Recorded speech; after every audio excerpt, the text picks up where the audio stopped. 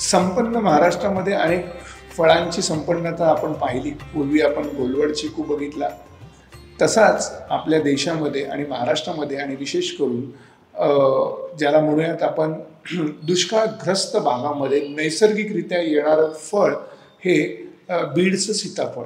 त्यालाही आम्ही GI घेतला आणि त्या बीडच्या सीताफळांनी सुद्धा एक चांगली यशोगाथा निर्माण करायला सुरुवात केली. बीड हे मराठवाड्यातलं असं एक ठिकाण आहे की जिथे काही पर्वतरांगांचा समावेश विशेष करून होतो आणि तिथे त्या पर्वतरांगांमध्ये विशेष करून ज्याला म्हणूयात तिथल्या खडकावर नैसर्गिकरित्या येणारं झाड हे बीडचं सीताफळांचं झाड, ज्याला दारूची बीड सीताफळ असंही म्हटलं जातं, अशा प्रमाणात ते येतं. वास्तवात काही पर्वतरांगा आपल्याला माहिती आहेत, सह्याद्रीच्या पर्वतरांगा किंवा आपण गुजरातच्या त्या बॉर्डरमधल्या पर्वतरांगा, पण ह्या बीडच्या ज्याला पर्वतरांगा आहेत त्या तशा पाहायला गेल्या तर दक्षिण भारतातनं सुरुवात होतात आणि मध्य प्रदेशपर्यंत सुरू राहतात आणि त्यातला मधला भाग जो आहे तो बीडमध्ये येतो आणि इथे खडकाळ जमीन या पर्वतरांगावर मध्ये उपलब्ध किंवा नैसर्गिकरित्या उपलब्ध होते असे म्हणूयात आपण. या बीडच्या सीताफळांना म्हणजे ह्या पर्टिक्युलर सीताफळाला मंकी फ्रूट असंही म्हटलं जातं की माकडाने ते खाल्लं की त्याची बी टाकली की त्या बीवर येणारं झाड आणि ते झाड वाढणारं त्याला येणारं सीताफळ. तर हे असं बीडचं सीताफळ हे नैसर्गिकरित्या मुळामध्ये विशेष करून फॉरेस्टच्या त्या जमिनी म्हणूयात आपण वर येणाऱ्या ह्या सीताफळाचं अनेक वैशिष्ट्य होते आणि ते आम्हाला GI करताना समोर आले आणि त्याला आम्ही GI मिळू शकतो. त्यातलं सर्वात महत्त्वाचं वैशिष्ट्य आम्हाला जे मिळालं म्हणजे त्याचा गोडवा. त्या सीताफळाचा गोडवा जो आम्ही नंतर त्याचा एक सायंटिफिक पॅरामीटर ज्याला म्हणतो आपण TSS, तो आम्ही त्याच्यातनं तो गोडवा त्याची आम्ही शोधला आणि तो शोधताना आम्हाला पहिला पॉईंट होता की अरे ह्या बीडच्या सीताफळावर कुठे कायम झालंय का. हे नावाजलेलं सीताफळ आहे, हे घाट माथ्यावर पोत्याने विकणारं सीताफळ आहे, परंतु याच्या वैशिष्ट्यांवर कधी हे लोकांना माहिती आहे, हे गोड आहे, हे चवदार आहे, परंतु याच्यावर सायंटिफिक अभ्यास झाला होता का तसा फारसा अभ्यास झाला नव्हता.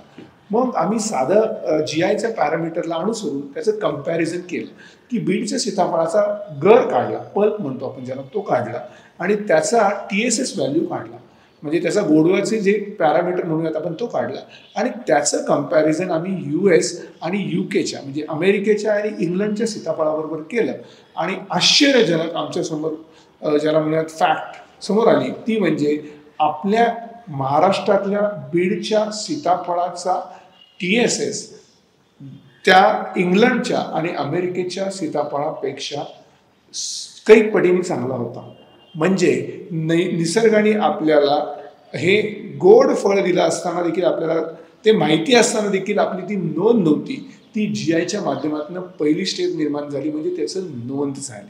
जशी नोंद झाली तशी आम्ही अनेक त्या विषयावर लेख मला सुरू केल्या आणि महत्त्वाचे घटक आम्ही समोर आणले की त्या पर्वतरांगांमध्ये जो विक्री करायला वर्ग बसलेला असायचा, सीताफळा विक्री म्हणूयात आपण त्याला, तो 200 रुपयाला पोती विकायचा आणि आम्ही त्यांना असं महत्त्वाचे घटक निदर्शनास आणून दिले की तुम्ही एक सीताफळ सुद्धा कदाचित 200 रुपयाला जाईल जर त्याला व्यवस्थित नियोजन केलं तर.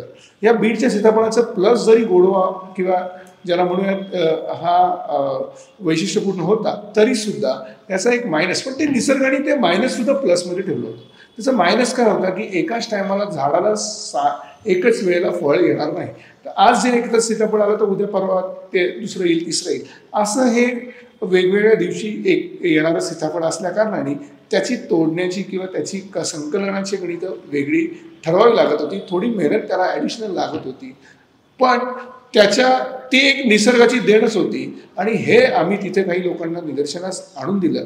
आणि काही मंडळींनी आपल्या म्हणजे विशेष करून त्या भागातनं काही जी मंडळी ज्याला उदरनिर्वाहासाठी पुणे मुंबईसारख्या ठिकाणी आली होती, जी शिक्षक मंडळी होती, त्यांनी आपल्या नंतर रिटायरमेंट नंतर तिथे परत जाऊन बीडच्या सीताफळांचा GI मिळाल्याच्या माहितीवरनं सीताफळाची लागवड वाढवली.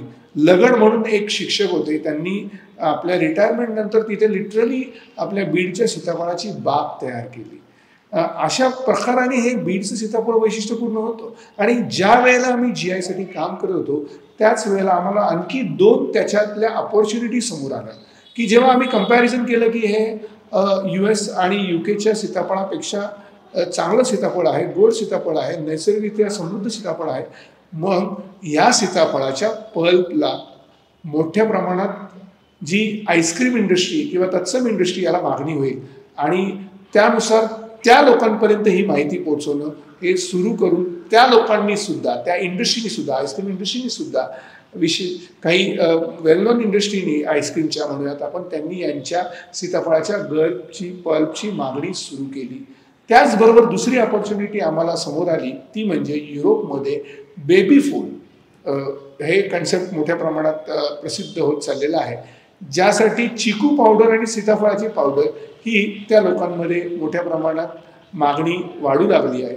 आणि अशा वेळेला आपलं हे GI युक्त सीताफळ आणि त्याची पावडर ही नक्कीच युरोपसाठी उपयोगी ठरेल असा आत्ता आमचा नेक्स्ट प्रोसेस इंडस्ट्रीकडे कल गेलेला आहे. आणि त्या दृष्टिकोनातून तिथे तरुणांमध्ये जागरूकता निर्माण करण्याचं काम चालू झालेलं आहे. त्यातनं अनेक स्टार्टअप्स तयार होतील आणि कदाचित उद्या या सीताफळ पावडरला युरोपमधले नक्कीच बेबी फूड म्हणून मोठ्या प्रमाणात मान्यता मिळेल.